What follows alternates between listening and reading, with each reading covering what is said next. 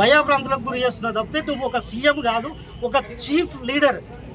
మరి చెరువుల అక్రమ కట్టడాలు మనం చూస్తున్నట్టయితే రాజకీయ నాయకుల పాత్ర ఉందని కూడా మనం డెఫినెట్గా రాజకీయ నాయకులను దాచుకుని హైదరాబాద్ ముందు పోతాం.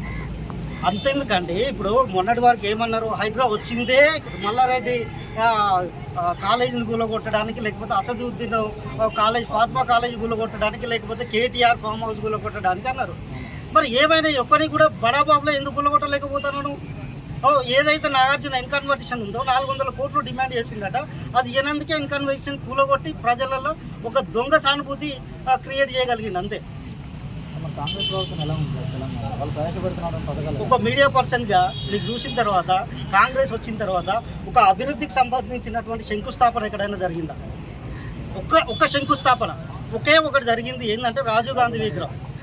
అది అతి తొందరలో ఏంటంటే సోనియా గాంధీని ప్రసన్నం చేసుకోవడం కొరకు, లేకపోతే రాహుల్ గాంధీని ప్రసన్నం చేయడం కొరకు ఏదో చేసిన ఆ విగ్రహం చూస్తే కూడా ఆయన ఆలోచన లెక్కనే ఉంటుంది విగ్రహం.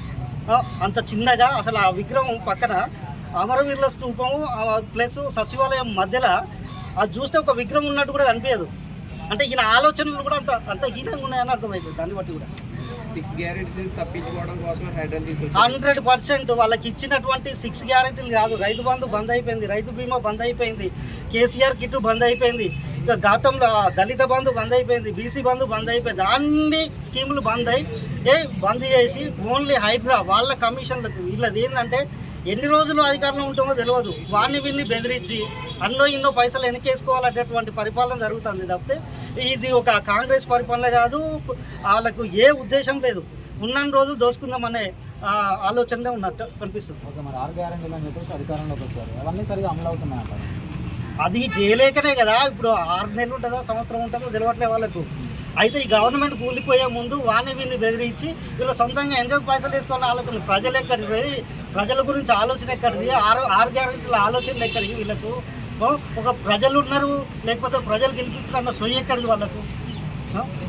అదంతా ఉత్త బూటకం. వాళ్ళు వచ్చింది ఏంది? రేవంత్ రెడ్డి అనేట ఆయనకు ఒక విజన్ లేదు. ఆయన విజన్ ఏంది? బ్రోకరిజం. ఆ బ్రోకరిజాన్ని ఇప్పుడు సీఎం ముఖ్యమంత్రి పదవికి తాకట్టు పెడుతుంది అంతే. దాన్ని ముసుగులో ఈయన గతంలో చేసినటువంటి బిజినెస్ ఏదైతే ఉందో అది కంటిన్యూ చేస్తుంది.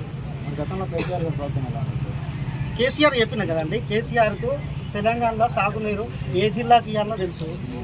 ఆకు సంబంధించినటువంటి ప్రాజెక్టులు రీడిజైన్ చేయడం జరిగింది, ప్రాజెక్టులు కట్టడం జరిగింది, నీళ్ళు ఇవ్వడం జరిగింది. మిషన్ భగీరథ ఉంది, భగీరథ ఇంటింటికి నీళ్లు లేవని నీళ్ళు ఇచ్చిండు.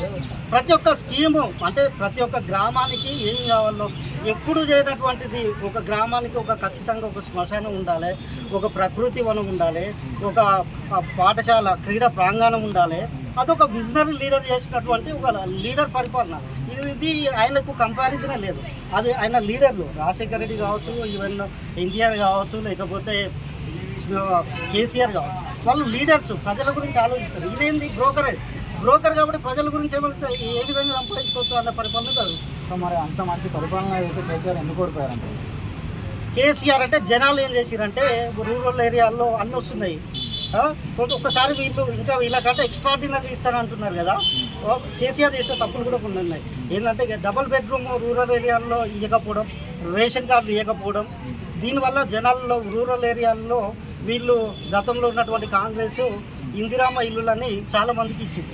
సరే, ఈ గవర్నమెంట్ చేంజ్ అయితే రూరల్లో ఉన్నటువంటి ప్రజలకు ఇల్లులు కట్టిస్తుందేమో ఈ కాంగ్రెస్ ప్రభుత్వం అన్న ఉద్దేశంతో వాళ్ళు ఏం చేసిరో జనాలు కూడా ఒకసారి మారుద్దాం, సరే కేసీఆర్ని పక్కన పెడదాం, ఎవడో వచ్చినోడు అయితే చేయకపోతాడు అన్న ఉద్దేశంతో ఇచ్చారు. కానీ రేవంత్ రెడ్డి సీఎం అవుతాడని మాత్రం తెలంగాణ ప్రజలు ఏ ఒక్కరు కూడా ఓటేయరు.